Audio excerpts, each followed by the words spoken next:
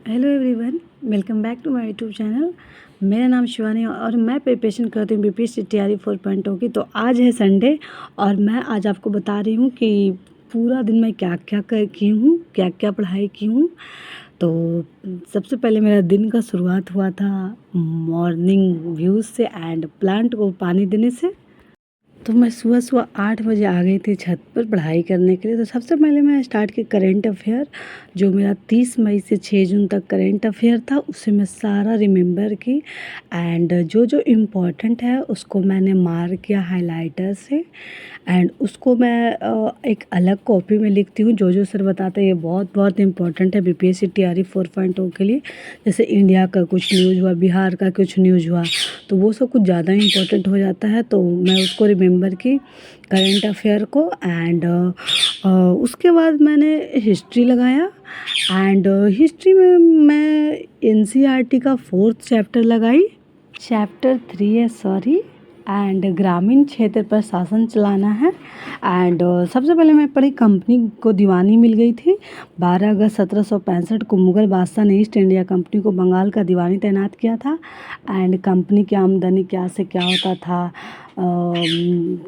ज़्यादा से ज़्यादा राजस्व हासिल करे और कम से कम कीमत पर बढ़िया सूती और रेशमी कपड़ा खरीदे। इसी 5 साल के भीतर बंगाल में कंपनी द्वारा खरीदी जाने वाली चीज़ों को कुल मूल्य दोगुना हो चुका था। एंड उसके बाद मैं पढ़ी थी खेतों में सुधार की ज़रूरत, समस्या क्या था एंड एक नई व्यवस्था।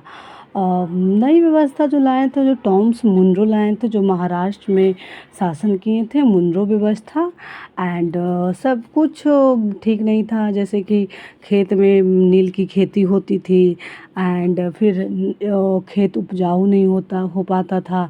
तो यूरोप के लिए फसलें जो थे तो बंगाल में पटसन को उपयोग किया जाता था, असम में चाय एंड संयुक्त प्रांत वर्तमान जो उत्तर प्रदेश में है उसमें गन्ना की खेती होती थी, पंजाब में गेहूँ, महाराष्ट्र व पंजाब में कपास एंड मद्रास में चावल होता था।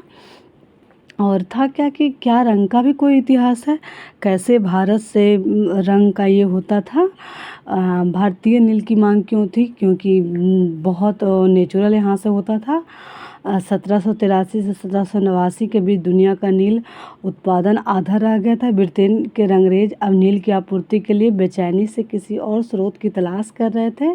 भारत में ब्रिटेन की बढ़ती दिलचस्पी एंड नील की खेती कैसे होती थी ये पढ़ी मैं थी।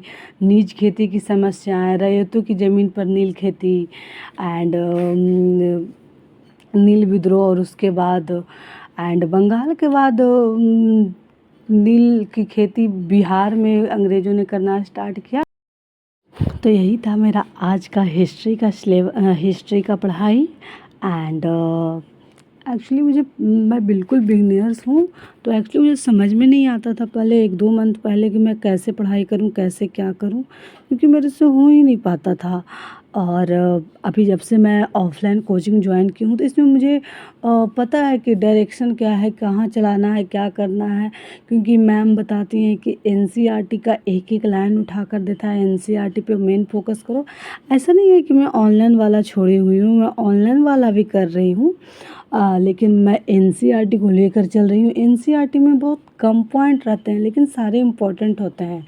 मैं अभी पूरा एनसीईआरटी ही मैं अभी स्टार्ट ए से टिकाई की हूँ, जो हिस्ट्री ज्योग्राफी है। पीआरटी में हिस्ट्री और ज्योग्राफी बहुत इम्पोर्टेंट होता है, तो मैं हिस्ट्री ज्योग्राफी लेकर चल रही हूँ। और मैं सोच रही हूँ कल से मैं साइंस भी स्टार्ट करूँ। तो अच्छा, वो तो कल की बात है, वो कल मैं बताऊँगी कि साइंस में क्या होता है क्या नहीं होता है।